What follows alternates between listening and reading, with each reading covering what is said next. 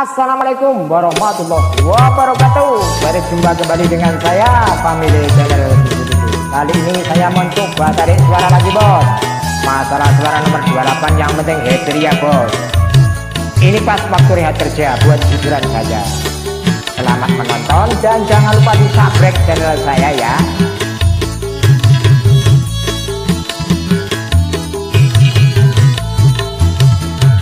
Ono rondo manggon ngarep omahku,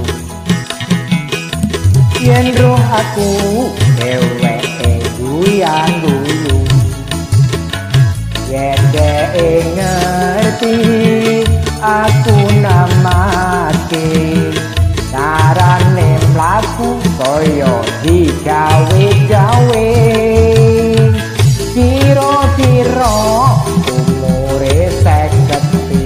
walah begitu wis meh padha karo yuswane iku.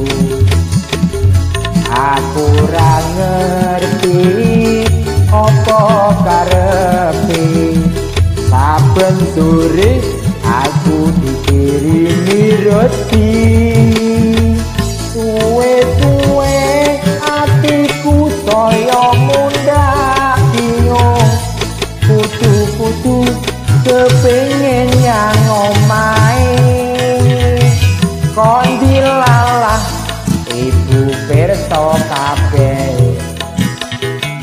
saben teko rotine dibalekke, atiku tentrem kaya adate, yen tak pikir aku kudu guyu dhewe.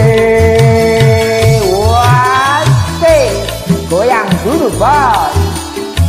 Salam sukses bareng-bareng dan salam seduluran. Selawase.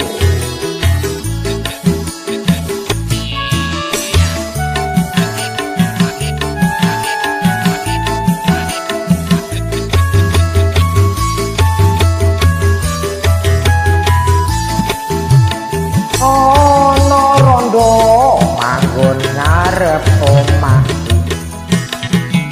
yen roh aku dheweke guyang-guyu, yen dhek ngerti aku namake, carane mlaku kaya digawe-gawe, kira-kira umure 57. Wis tuwa bos, wis meh padha karo yuswane iku. Aku ora ngerti apa karepe, saben sore aku dikirimi roti, suwe-suwe atiku saya mundak bingung, kudu kepengin yang omahe kon dilalah ibu pirsa kabeh,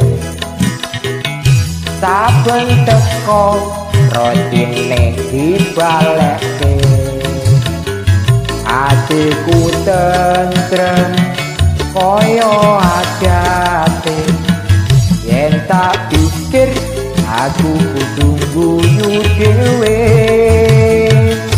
yen tak pikir aku kudu guyu dhewe. Matur thank you bos.